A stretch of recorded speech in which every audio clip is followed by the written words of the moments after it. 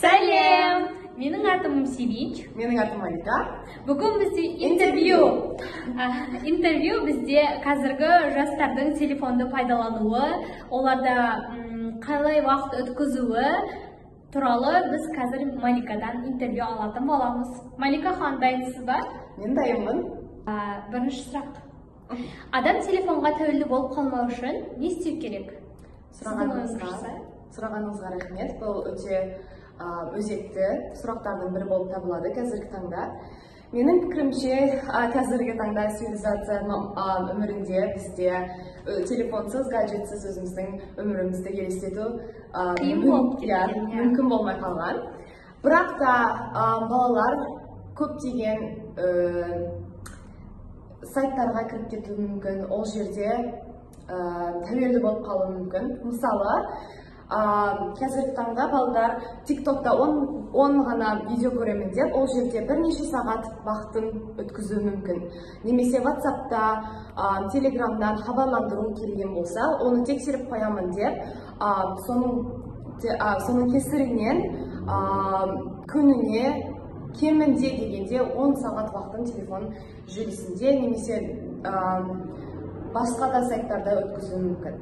Және де қызықты факт, 2021 жылы Science Direct деген сайтында бізде 89% адамдар өздерінің себепсіз телефондарын тексеретіні дәлелдеп отыр. Мысалы, электрон почтасына ашып, немесе WhatsApp чаттарын ашып тексеретіні көрсетті.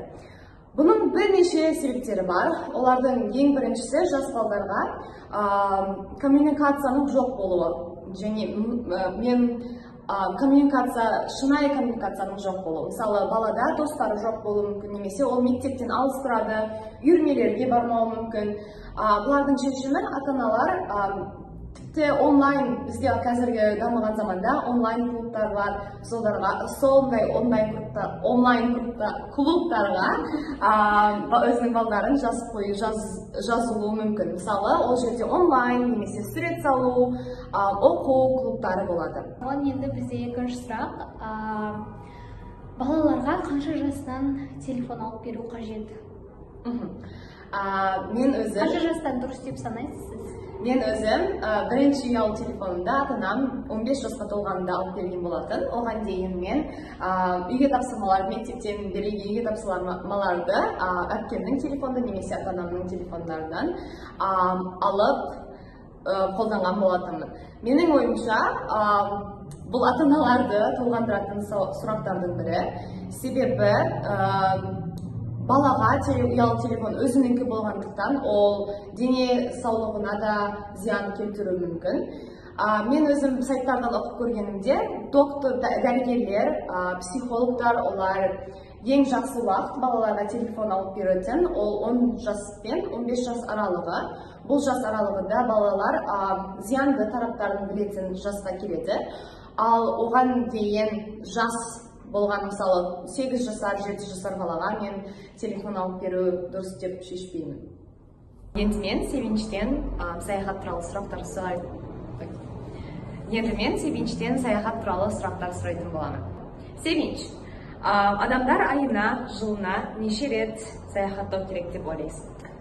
Менің ойымша, адамдар айына өзі бүйтіп алғанда саяхаттың түрлері көп. Мысалы, жеңіл саяхаттар болады, немесе шетелге шығу саяхаттар болады, шетелді аралау, қыдыру дегендей. Айына адамдар 4-5 рет саяхат еткені дұрыс деп ойлаймын. Әр апта сайын 1 рет немесе 2 рет саяхатқа шығу керек.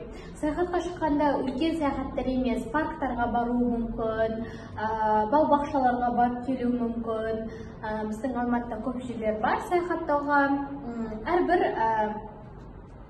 городта болады ғой, саяхаттайтын жер. Сол жерлерге барып саяхаттап келуге болады. Достарымен серуендеп, қыдырып, отбасымен саяхаттап, бірге отбасының арасында солай деп ойлаймын. Иә, мен де келісемін. Және де кейінгі сұрақ бізде, сіздің ойыңызша адамдарға саяхаттау үшін қандай бюджет керек деп ойлайсыз? Адамдарға саяхаттау үшін мен айтып өткендей парктерге бару мүмкін деп айтып жатырмын, немесе отбасымен осы бау-бақшаларда қыдыру мүмкін деп айтып жатырмын. Ол жерге саяхаттауға бюджеттің маңызы жоқ деп ойлаймын. Ол жерлерге тамақ алып алса болады, өздері пісіріп, және де отбасымен немесе достармен барып, отырып, қыдырып, сөйлесіп қайтуға болады. Сол істеп барған тамағын жейді сол жерде. Ал шетелге шығатын кезде бізге бюджет дейтін зат өте маңызды. Көбірек үлкен бюджет алуымыз мүмкін шетелге шығу үшін.